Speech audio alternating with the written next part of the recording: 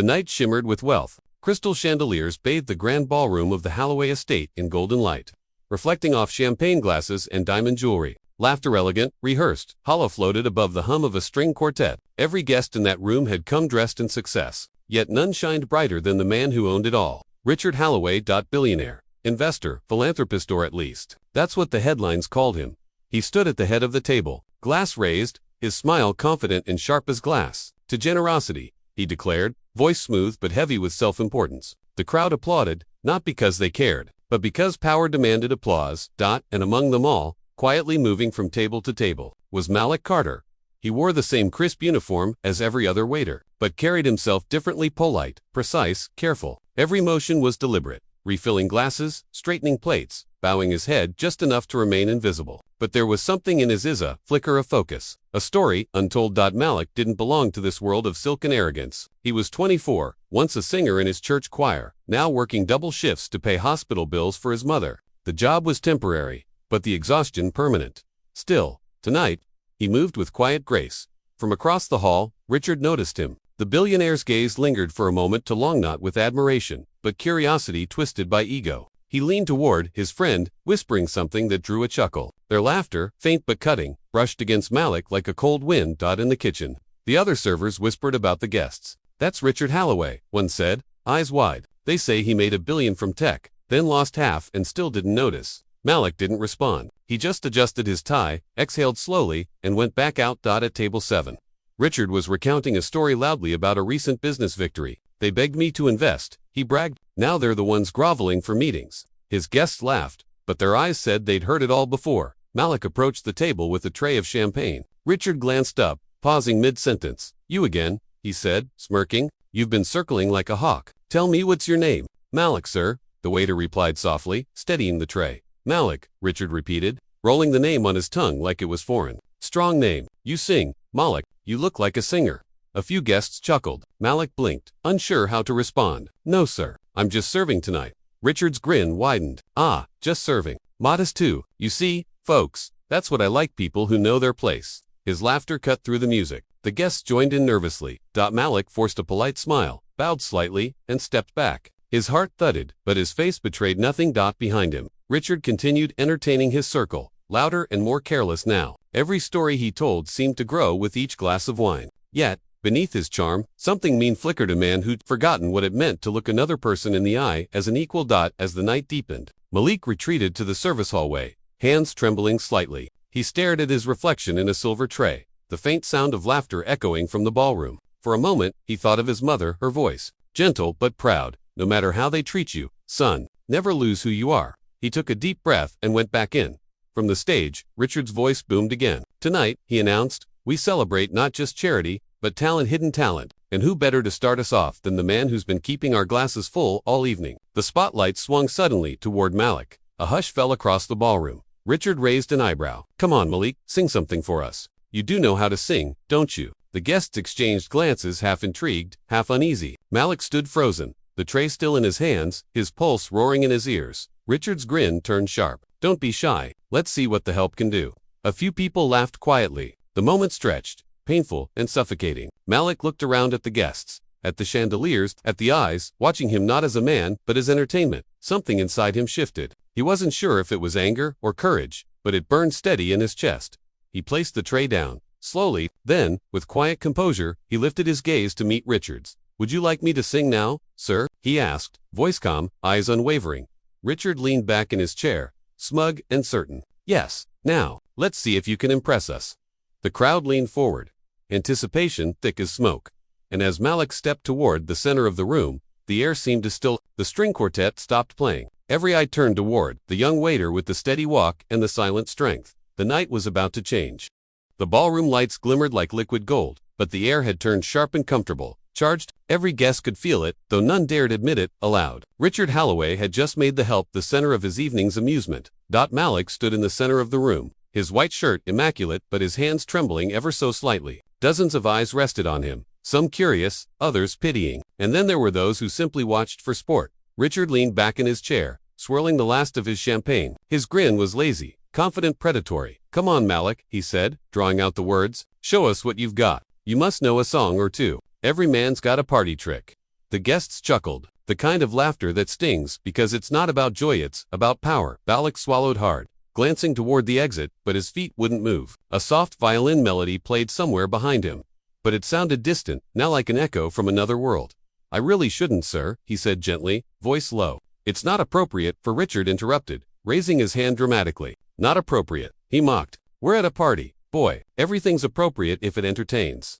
The laughter came again, louder this time. Uglier. Malik's heart pounded. His jaw tightened, but he kept his expression calm. Inside, though, something fractured. The weight of humiliation pressed on his chest like a stone. One of the guests, a woman in an emerald gown, spoke up awkwardly. Richard, maybe let the poor man be. He's just working. Oh, come now, Claire, Richard said, waving her off. You of all people appreciate art. Consider this a live audition. He turned his gaze back to Malik, eyes narrowing. Tell me, Malik, what's your genre? Gospel, blues, or do you prefer something a little more modern? The cruelty in his tone wasn't hidden. It was deliberate. He wanted Malik to squirm, and yet, Malik didn't. Not visibly. Anyway, he stood still, shoulders straight, eyes steady. Years of working in places like this had taught him one thing: dignity is sometimes the only thing the poor are allowed to keep. But even dignity had its breaking point. Richard snapped his fingers toward the musicians. Stop the music, he ordered. The violinist froze mid. Let's give the man the stage. Silence filled the ballroom, uncomfortable, suffocating. The only sound was the soft hum of the chandeliers above. Richard gestured toward Malik like a game show host introducing a contestant. Ladies and gentlemen, our waiter of the night. Let's give him a little encouragement. Polite, hesitant claps followed. Malik could feel the heat of every gaze pressing into his skin. He wanted to disappear, to fade into the background where he belonged, but there was nowhere to hide. Richard leaned forward, his smirk turning colder. What's wrong, Malik? Lost your voice? Malik exhaled slowly, forcing his tone to remain respectful. I'm just here to serve, sir, not to perform. Richard chuckled darkly. Oh, I insist. You're part of the service, aren't you? Then serve us with a song.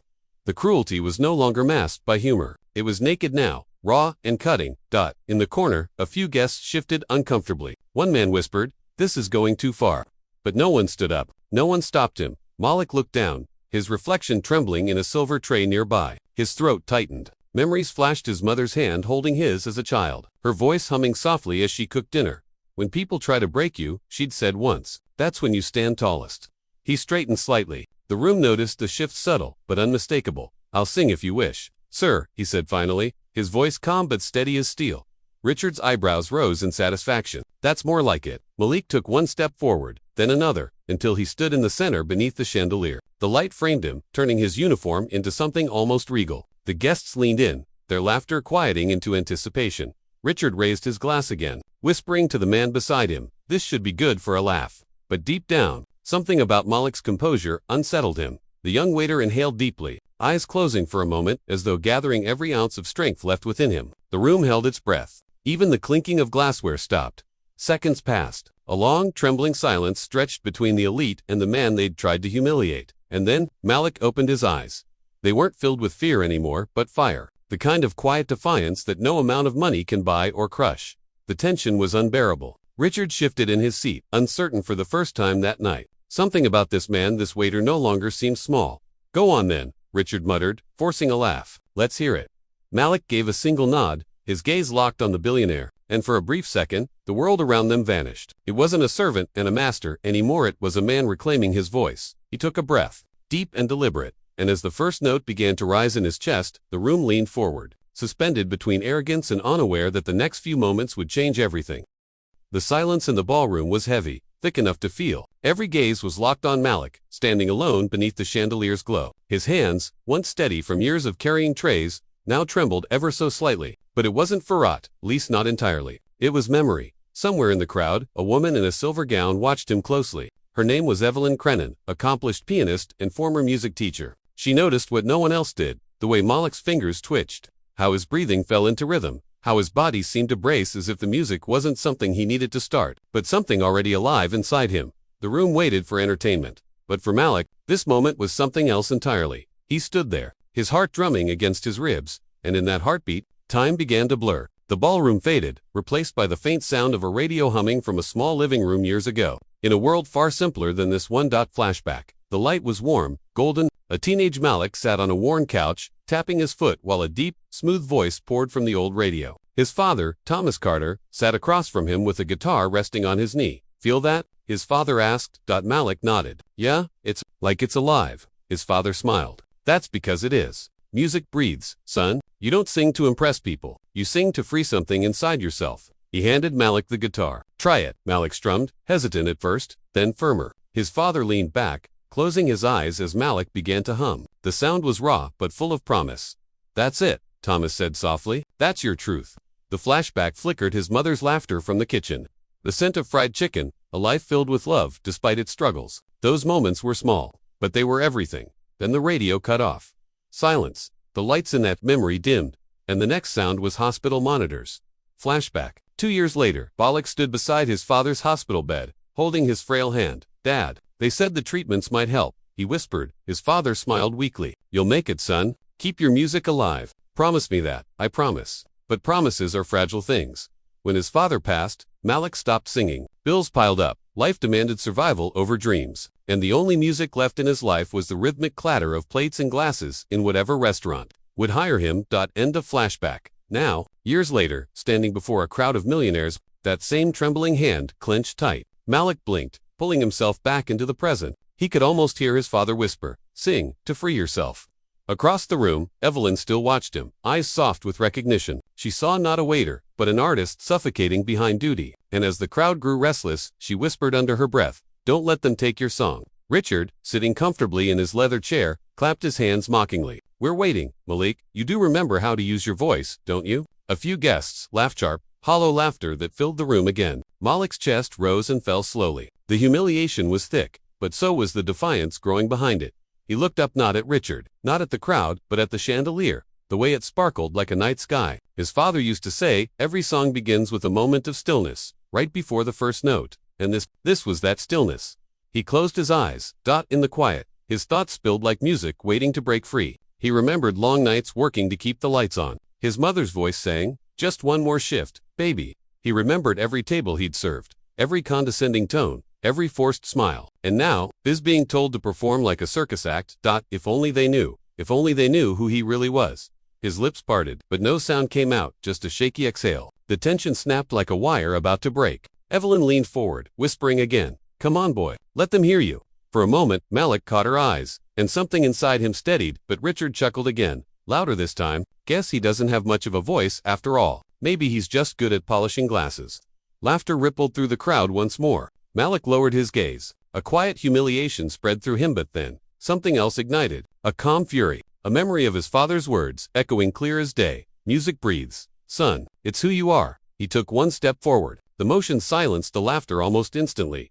The guests exchanged glances. Richard arched an eyebrow. "Finally found your courage, have you?" Malik didn't answer. Instead, he reached for a napkin on the table beside him, unfolding it slowly to reveal faint words scribbled inside a song lyric. One he'd written years ago and carried like a secret. His hand stopped shaking. His breathing steadied. And with a voice barely above a whisper, he said, "This song was my father's favorite." That was all he needed to say. Every whisper in the room faded. The music was still paused. Even the hum of electricity seemed to hush in anticipation. Evelyn's eyes widened. She could see it, now, the composure, the quiet storm building in his chest. Malik wasn't just a waiter. He was a man holding back a lifetime of silence. The guests had no idea what was about to happen. But Evelyn did. She smiled faintly, whispering, "Now the song begins." Malik inhaled, his lungs filling like bellows before a fire. His entire life, the love, the pain, the loss was gathering behind that breath. And just as he opened his mouth to sing, the camera would linger on Richard's smirk, fading, on the shimmer of sweat across Malik's brow, on the tremor of the chandelier light above. The first note was coming, and it would change everything. The moment held its breath. Malik stood in the center of the ballroom.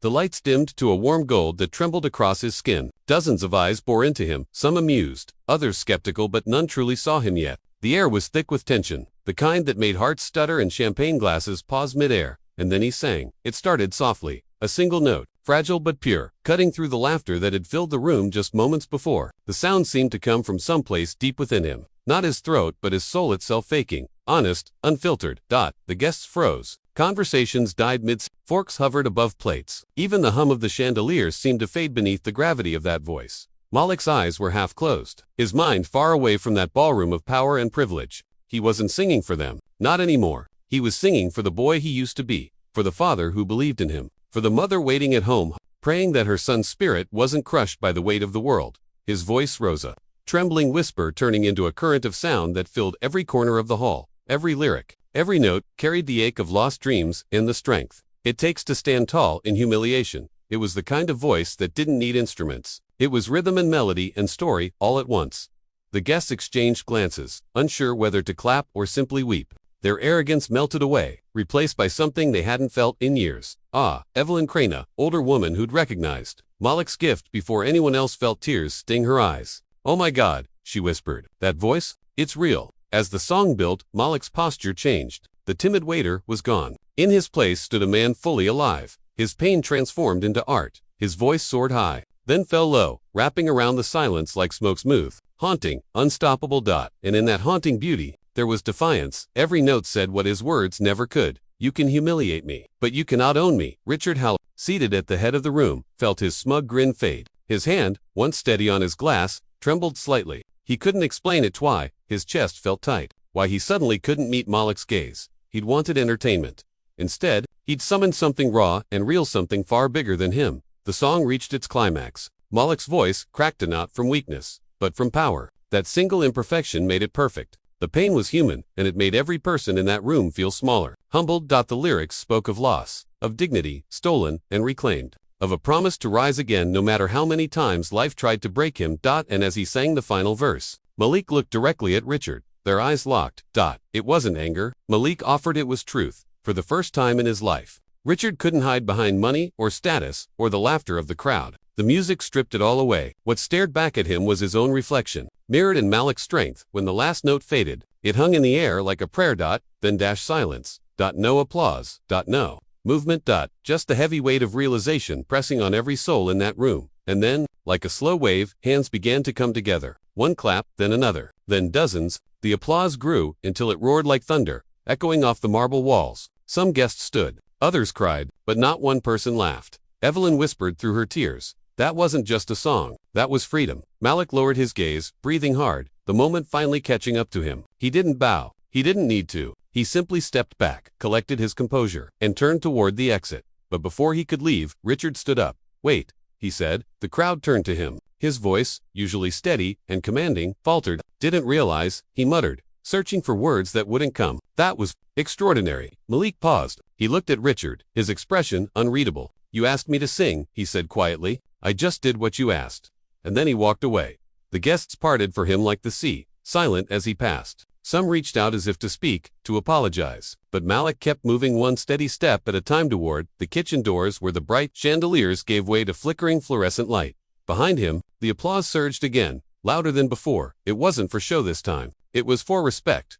Richard sank back into his chair, staring at the space Malik had left behind. The sound of clapping echoed around him, but all he could hear was that voice, that impossible, soul-stirring voice that refused to leave his head. He didn't realize it yet, but this night, the night meant to showcase his power, had just exposed his emptiness. And for the first time, Richard Halloway, billionaire, philanthropist, self-proclaimed king of the room, felt small. The lights dimmed further as the crowd murmured, still buzzing from what they'd witnessed. Cameras flashed. Guests whispered Malik's name like it was legend. Evelyn stepped closer to Richard's table, her eyes sharp. "You humiliated him," she said softly, "and he turned it into something divine. That's real power." Richard said nothing. Across the room, one of the servers whispered to another, "Who was that guy?" And the reply came quietly, "That wasn't just a waiter." The ballroom doors closed behind Malik, leaving only the echo of applause and a room full of people who would never see him or themselves the same way again. But the world outside those walls was already stirring. Videos, phones, whispers spreading like wildfire. This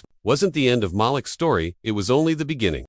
The applause was deafening, that it rolled through the ballroom like thunder, rising and falling in waves. Guests stood to their feet, clapping, whistling, even crying, completely overwhelmed by what they had just witnessed. The golden chandeliers above trembled from the sheer force of it. Malik had already disappeared behind the kitchen doors, but his presence still lingered, heavy and electric, as if the air itself refused to let him go. Phones were out everywhere. Guests replayed the video they had just captured, holding their screens up for others to see. The sound his voice echoed again and again, now from dozens of tiny speakers. Someone uploaded it to social media. Another sent it to a friend. Within seconds, it was spreading like wildfire beyond those glittering walls. And at the center of it all, Richard Halloway sat frozen. The billionaire's perfect evening, the one meant to showcase his power, his taste, his control had been hijacked by something real. The same waiter he'd mocked had turned the room, the crowd, even him, into supporting characters in a story he never meant to tell. Wasn't that incredible? One woman gushed, clutching her pearls. Another nodded,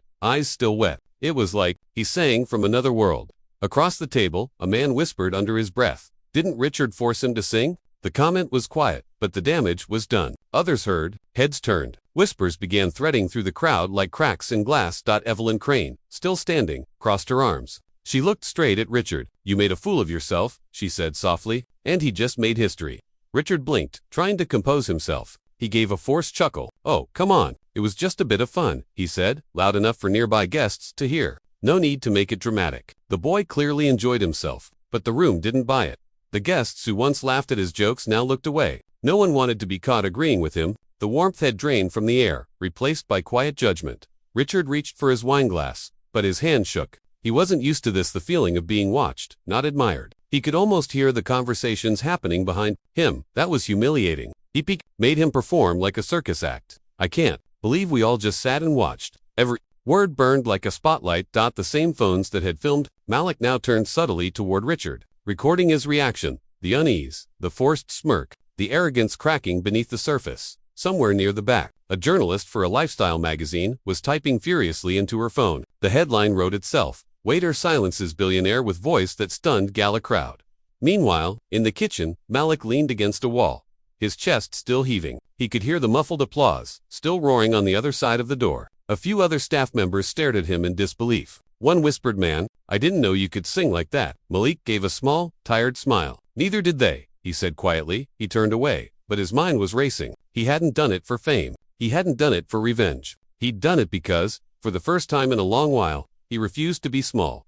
Back in the ballroom, the social tide continued to shift. Guests now treated Richard's table like a cautionary zone. No one wanted to be near him. His charm, his status, his money, all of it meant nothing against the simple truth of what had just happened. Evelyn picked up her purse, ready to leave. "You can buy applause, Richard," she said, her voice sharp as crystal, "but you can't buy respect." She turned and walked away. Richard's jaw tightened. "Ungrateful woman," he muttered under his breath, though even he didn't sound convinced. His assistant leaned in. "Sir," she said carefully, "the video is already trending online. Someone's tagged your name in it." Richard froze. "What do you mean trending?" She showed him her phone. The clip, barely a minute long already, had tens of thousands of views. Comments flooded in. "This is what real power sounds like. That billionaire should be ashamed. Who is this singer? Someone find him." Richard's stomach dropped. He grabbed the phone, his face twisting as he read the captions. He looked up to see more people watching the video, showing it to others, laughing quietly at the contrast, his smug demand and Malik's breathtaking response.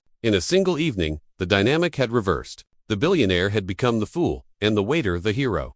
Trying to regain control, Richard raised his voice again. "Everyone, please," he said with a hollow laugh. "Let's not turn a party into a pity show. It was a performance. That's all." No one responded. Instead, a young guest shouted across the room, "If that's all, then why did you look so scared when he sang?" Laughter broke out, sharp and uncomfortable. Richard's face went pale. For the first time in his life, he had no comeback.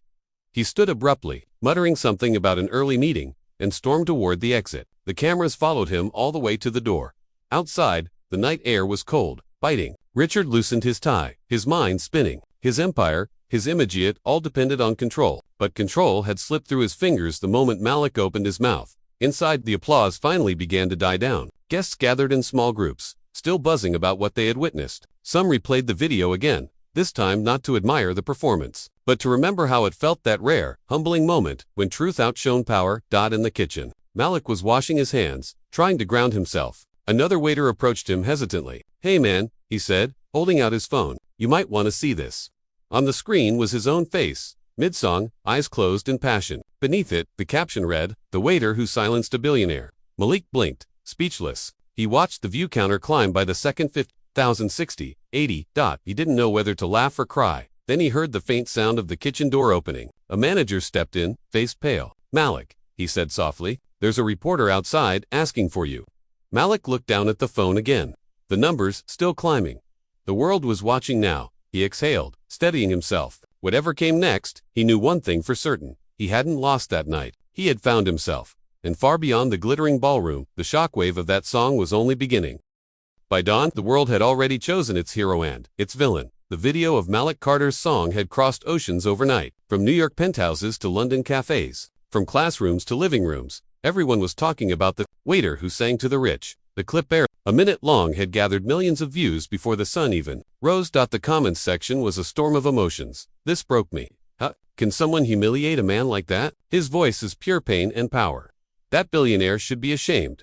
Every share carried the story further, reshaping it with each retelling. News anchors replayed the footage in slow motion. Malik standing tall, eyes closed, voice trembling with raw defiance. Richard Holloway's smug grin fading as realization struck. The contrast was cinematics, so perfect that it hardly seemed real, but it was real. By mid-morning, hashtags were trending across every platform. Hashtag Sing for Respect. Hashtag Malik Carter. And the one that stung the most, hashtag Arrogant Billionaire. Across the city. In a glass-walled penthouse high above the skyline, Richard Holloway watched the news with bloodshot eyes. The headline on the screen read, "Billionaire mocks waiter, instantly regrets it." His assistant stood nearby, nervously scrolling through her phone. "Sir, it's everywhere. CNN, BBC, even talk shows. People are calling for a boycott of your foundation's sponsors."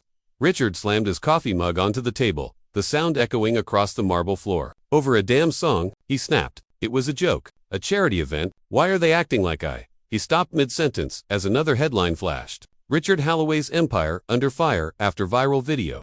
The article quoted several of his biggest investors, each distancing themselves publicly from his actions. Some called it unacceptable conduct. Others were re-evaluating their partnerships. Richard's face tightened. The arrogance that once fueled him was now cracking under pressure. "Call my PR team," he ordered. "We'll fix this. We always fix this." But this wasn't just another scandal. This was personal, and it belonged to the people now. Meanwhile, in a modest apartment across town, Malik sat at the edge of his bed, staring at his phone in disbelief. His inbox was flooded, hundreds of messages, thousands of notifications. Record labels, talk shows, reporters all wanting to talk to him. His mother, still weak from illness, looked on from her chair, her eyes full of quiet pride. "Baby," she said softly, "you were meant to sing.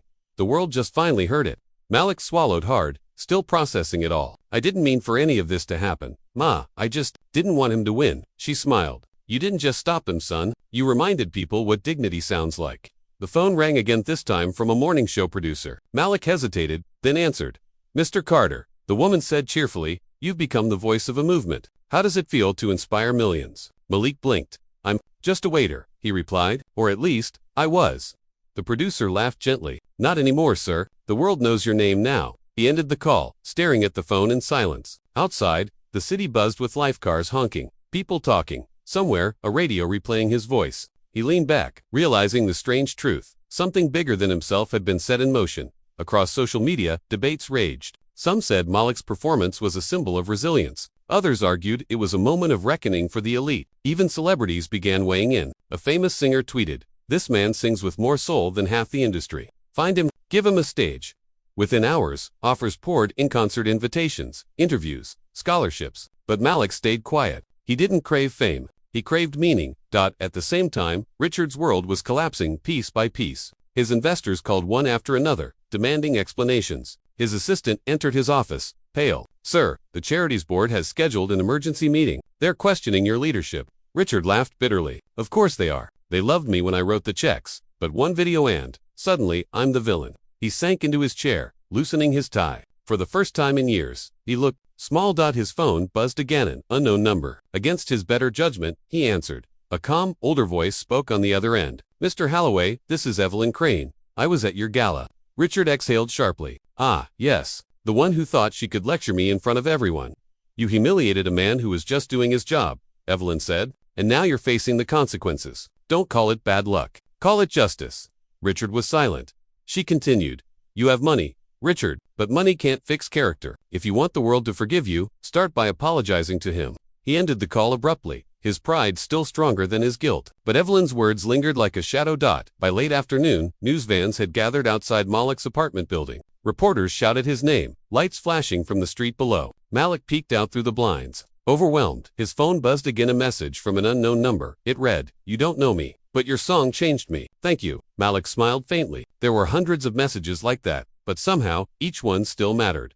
Inside, his mother turned up the television. A news anchor was speaking. Overnight, Malik Carter's story has become a global sensation. Social media users call him the voice of humility, while billionaire Richard Holloway faces backlash from corporate partners. The clip of Malik's soulful performance has now surpassed 50 million views. Malik froze. 50 million. The number didn't even feel real. The camera on the TV cut to footage of a press conference. Richard stood at a podium, his face drawn. Flashbulbs flickered. He cleared his throat and began. Last night, my actions at a private charity event were taken out of context. The crowd murmured. The phrase, out of context, instantly backfired. Reporters interrupted him mid-sentence, firing questions. Did you force the waiter to sing? Do you regret how you treated him? Richard stammered. The once polished billionaire looked helpless, sweating under the lights. Across town, Malik turned off the TV. He didn't want revenge. He just wanted peace. He walked to the window and watched the sunset bleeding through the city skyline. Somewhere out there, people were still watching his video, still sharing his story. And though it frightened him, a small part of him felt hope for the first time in years. He turned to his mother. What if this is just the beginning? She smiled gently. Then, my son, sing the next song on your terms. Outside, the city lights flickered on millions of tiny stars, mirroring the ones far above. The noise of the world grew louder, but Malik no longer felt small beneath it, because somewhere between humiliation and harmony, between cruelty and courage, he had found his power. And by morning, that power would change more than just one man's reputation. It would awaken a movement. The morning after the press conference, silence hung heavy over Richard Holloway's penthouse. The once bustling corridors, filled with assistants and advisors, now echoed with emptiness. The empire he'd built with arrogance and charm was unraveling before his eyes. Emails flooded in, not with opportunities, but with withdrawals. Sponsors were pulling out. Investors were freezing accounts. Even his charity's public relations team had resigned overnight. On the massive TV across the room, the headline burned like a scar. Richard Holloway's downfall, a billionaire in ruins. Richard stood before it, unshaven, his reflection in the glass darker than the city behind him. They're vultures, he muttered, pacing, every one of them, feeding on the same hand that built them. But even as he said it, deep down, he knew this wasn't about them. It was about him. His phone buzzed again. A text from his board chairman, effective immediately. We're removing you as CEO. We'll issue a statement shortly. He read it twice, the words blurring. His knees felt weak. He sank onto the couch, staring blankly at the floor. The man who once commanded rooms with confidence now couldn't even command his own voice. In the reflection of the glass,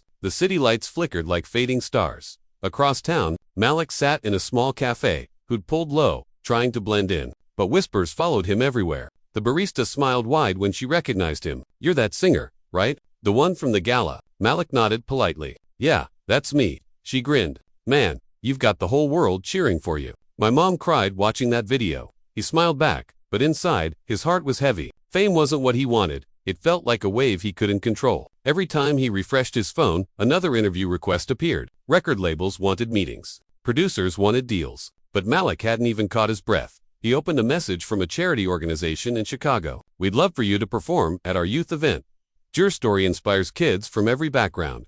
He smiled faintly. That one, at least, felt right. But just as hope flickered, his phone buzzed again, this time with a message from an unknown number. You don't know me, but I need to make this right. No name, just the words. Malik stared at them for a long time before putting the phone down. He didn't need to guess who it was. Meanwhile, in the ruins of his empire, Richard sat before a camera in his living room. No makeup team, no publicist, just him. He pressed record. My name is Richard Holloway, he began slowly, his voice cracked, unfamiliar. For the last 24 hours, I've been called a monster, a bully, a symbol of arrogance. And maybe I deserved that. He exhaled, long and trembling. I thought power meant being untouchable. I thought money could buy forgiveness. But when the world saw that video, they didn't just see me, they saw the truth. A man who'd forgotten his humanity. He paused, eyes glistening. To Malik Carter, if you're watching this, I'm sorry. I made you sing for my amusement, when I should have been listening to your soul. I can't undo what I did, but I'll spend whatever's left of my life trying to do better. He stopped the recording, his shoulders collapsing. For the first time, the mask was gone. The video went live. Within hours, it spread across the internet, titled The Billionaire's Apology. People watched, debated, and argued. Some called it redemption. Others called it damage control. But for once, Richard didn't care what they called it. At a quiet park later that day, Malik scrolled through the video while sitting on a worn bench. He listened silently. Richard's voice trembled through the speakers. I can't ask for forgiveness, but I can say thank you to the man who reminded me what grace looks like. Malik sat still, watching until the end. Then, softly, he whispered, maybe that's enough. He looked up. Across the park, kids were playing, laughing freely. Life went on. Fame would fade, scandals would vanish, but dignity, that stayed. Later that night, as Malik returned home, his mother waited by the window. She turned to him, smiling. You look lighter, she said. He nodded. I think I am. She patted his hand gently. People fall, baby. Some hit the ground. Some rise again. What matters is what we do after the fall. Malik smiled, gazing out at the city's glittering horizon. Somewhere out there, a man was learning humility. And somewhere here, a man was rediscovering purpose. The world had turned upside down, but somehow, it felt right.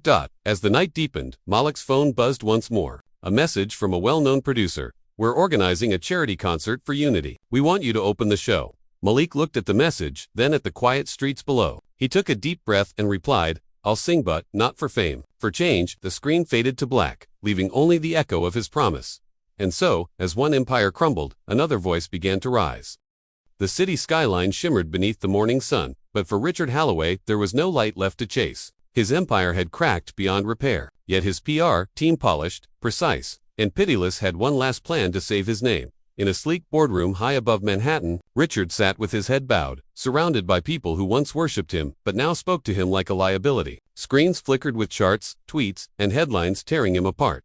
Richard, said Claire, his head of public relations, sliding a folder across the table. This is our best shot at rebuilding your image. You make a public apology, and then extend a contract offer to Malik Carter. A generous one. Richard glanced at the papers. A singing contract? Under my label? Yes, Claire replied smoothly. We position it as you discovering a new talent. Turn the narrative from arrogance to redemption.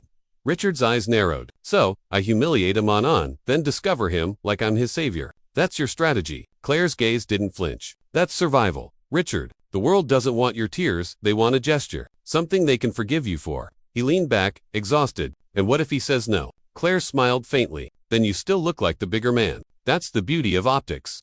Richard looked out the glass wall. Below, the city pulsed with energy, millions of lives moving forward, indifferent to his fall. He sighed. Set it up. 2 days later, Malik walked into a penthouse suite that felt more like a stage than a meeting room. Cameras were hidden behind curtains. Assistants whispered in corners. The air buzzed with expensive tension. He wasn't wearing designer clothes or carrying a manager's entourage. Just a simple shirt, jeans, and the calm dignity that had drawn millions to his story. Richard stood by the window when Malik entered. For a moment, the two men just stared at each other, the billionaire who had lost everything, and the waiter who had gained the world's respect. Malik, Richard said quietly, turning to face him. Thank you for coming. Malik nodded once. I wasn't sure I would. I wouldn't blame you, Richard admitted, motioning to a chair. But, there's something I want to say before the cameras start rolling. No cameras, Malik interrupted softly. If you have something to say it to me, not to them. The billionaire hesitated, then gestured to his team. Give us the room. When the door closed, silence filled the space like pressure before a storm. I know you think this is a stunt, Richard began, his voice low. Maybe it is. Maybe I don't deserve to even ask this, but I want to make things right.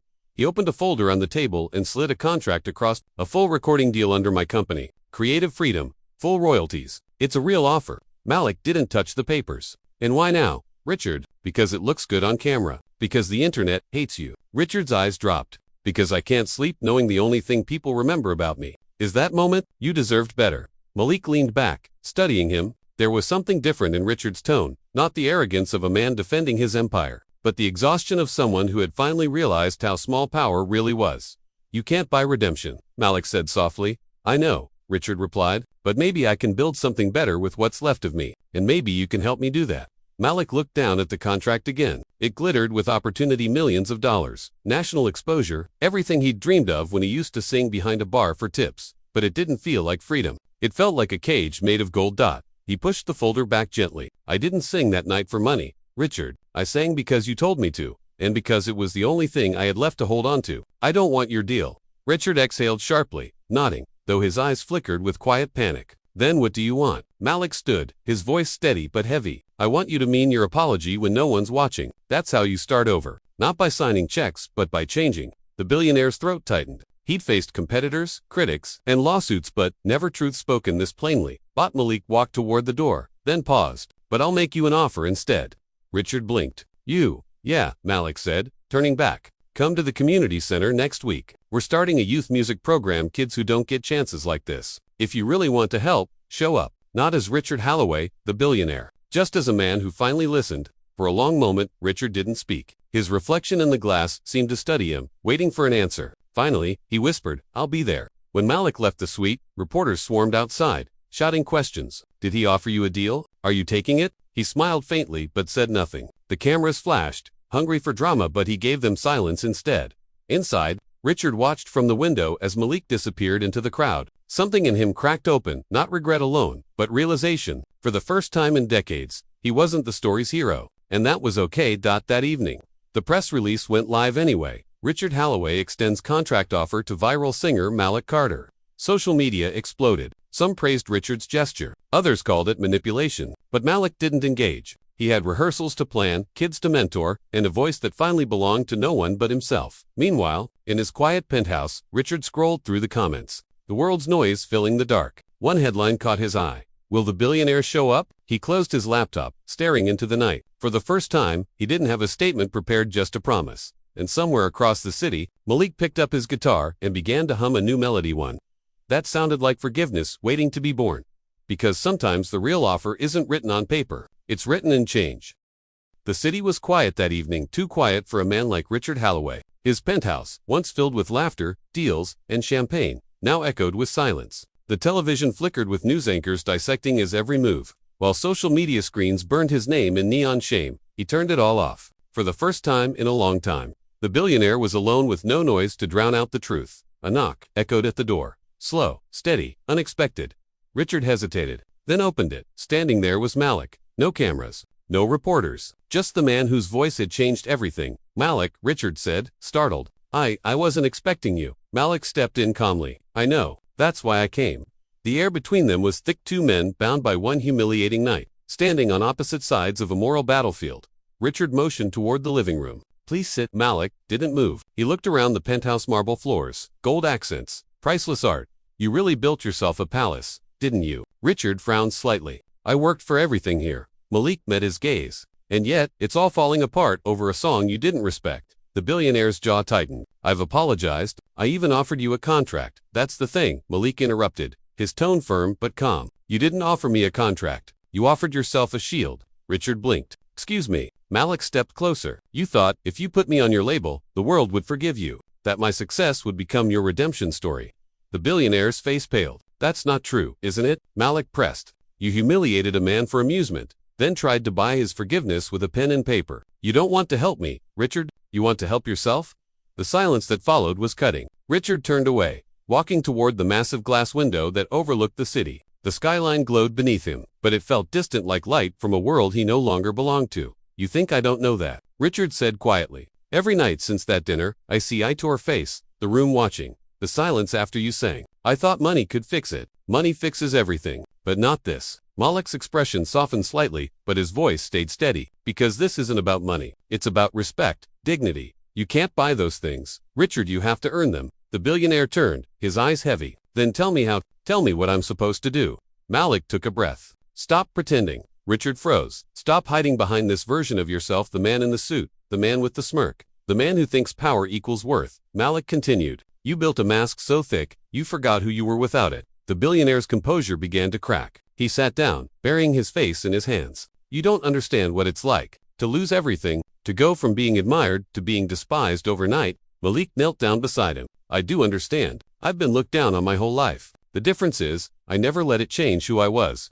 Richard looked up slowly. His voice trembled for the first time. Why are you even here, Malik? You could have walked away. The whole world's on your side. Malik thought for a moment before answering. Because walking away would have made me just like you once were, too proud to face the truth. Richard's eyes glistened. And what truth is that? Malik stood, his voice deep with conviction. That all this, he gestured to the penthouse. The wealth the city lights means nothing if you can't respect the people who built it for you. For a long time, neither man spoke. The ticking of a distant clock filled the silence. Finally, Richard whispered, You're right. I wore the mask so long, I forgot it was there. Malik nodded. Then take it off. Not for the cameras, not for me, for yourself. The billionaire looked down at his trembling hands. The mask he'd built of arrogance, of control, of untouchable power had protected him from shame but also from humanity. Now, it was slipping. He looked up at Malik, tears barely contained. I don't know who I am without it. Malik's voice softened. Then maybe it's time you find out. The two men stood there neither as a billionaire nor a waiter, but as two people finally stripped of illusion. Malik turned toward the door. You said you'd come to the community center next week, he said quietly. I hope you meant that. Richard swallowed hard. I did. Malik nodded once, then walked out, leaving Richard alone in the vast silence of his glass tower. The billionaire walked back to the window and stared out at the city once more. But this time, he didn't see lights and power, he saw faces. People, lives he had stepped over, and for the first time, the man who had everything felt the weight of having nothing real at all. As the night deepened, Richard whispered to his reflection, maybe this is where it begins, not with money, but with truth. Outside, the city kept moving, unaware of the quiet transformation happening in the sky above it. And somewhere across town, Malik walked home, unaware that his words had finally pierced a heart made of stone. Because sometimes, the hardest mask to remove is the one you wear for yourself. The night lights of the city shimmered like scattered diamonds, and somewhere in the heart of it all, a new story was being written, one born not from power, but from perseverance. Months had passed since that fateful night in the ballroom. The world had moved on, but for two men, the echoes of that evening had become a turning point, one toward humility, the other toward purpose. Inside a sleek television studio, technicians rushed about, adjusting lights, fine-tuning sound levels, and checking camera angles. The air buzzed with quiet anticipation. The show was about to go live. And backstage, standing in front of a mirror lined with golden bulbs, Malik adjusted his suit. It wasn't a uniform this time, it was his own. The reflection that stared back at him was no longer the quiet waiter who once trembled under ridicule. This was Malik Johnson, a name now known by millions, a voice that had awakened the world. A soft knock at the door broke his concentration. It was Clara, his new producer, a woman with a gentle smile and the kind of sincerity that felt rare in the entertainment world. You ready? She asked softly, but Malik took a deep breath. I think I've been ready my whole life, he replied, his tone calm but filled with quiet strength. Clara smiled. You're going to make them feel something tonight. You always do. As she left, Malik glanced down at a small photo taped to the corner of his mirror, his late father, holding a young boy by the shoulders, both smiling wide. His eyes softened. Wish you could see this, Dad, he whispered. You said music would find its way back to me. You were right. The stage manager called out. Malik, you're on in 30 seconds. Malik exhaled slowly, then stood, shoulders squared, heart steady. He walked toward the stage, the sound of the crowd growing louder with every step.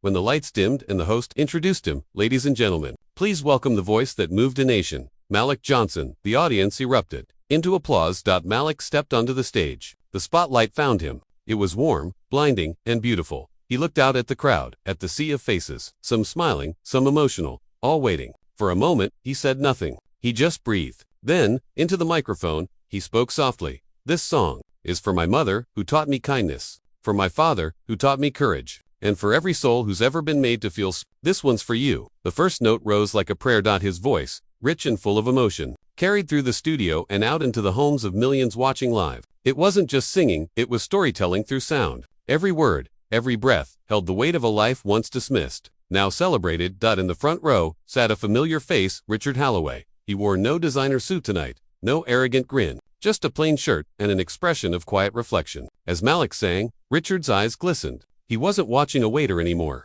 He was witnessing a man reclaiming his power. The lyrics soared, telling of struggle, grace, and redemption. The audience swayed, some with tears streaming down their cheeks. Even the crew behind the cameras stood in silence, mesmerized. Malik's final note lingered in the air like a heartbeat before fading into silence. Then, the applause erupted, thunderous, unstoppable. People stood, clapping, cheering, shouting his name. Malik smiled, but this time, it wasn't from pride, it was from peace. As the cameras cut to commercial, the host approached him with a hand on his shoulder. That was extraordinary, Malik, truly extraordinary. Thank you, Malik replied, voice steady. I just wanted to remind people that everyone has a voice, sometimes they just need to be heard.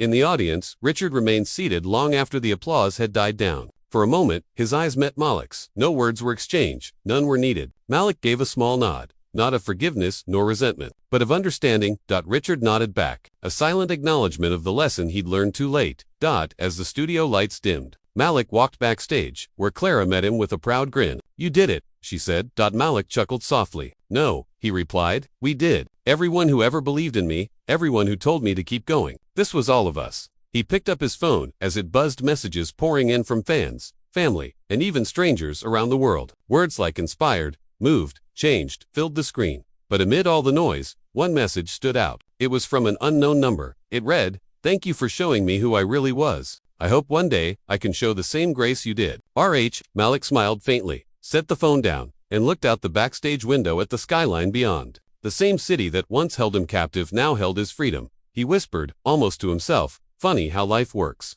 Sometimes, humiliation is just the doorway to destiny. A producer called from across the room. Malik, they want you for an encore next week. National tours confirmed. He laughed quietly. Tell them, I'll be there. As he walked out into the night, the air felt different, lighter, freer. The city hummed beneath his feet, like a melody he'd finally learned to play. And somewhere in the distance, a soft rain began to fall, washing away the remnants of the past. The narrator's voice would close the story softly. Like the final chord of a song, respect isn't earned through power. It's earned through humanity. And sometimes, the smallest voice in the room can teach the loudest one how to truly listen. The screen fades to Black Malik's smile, the last image that remains. Because, in the end, grace was the greatest note he ever sang.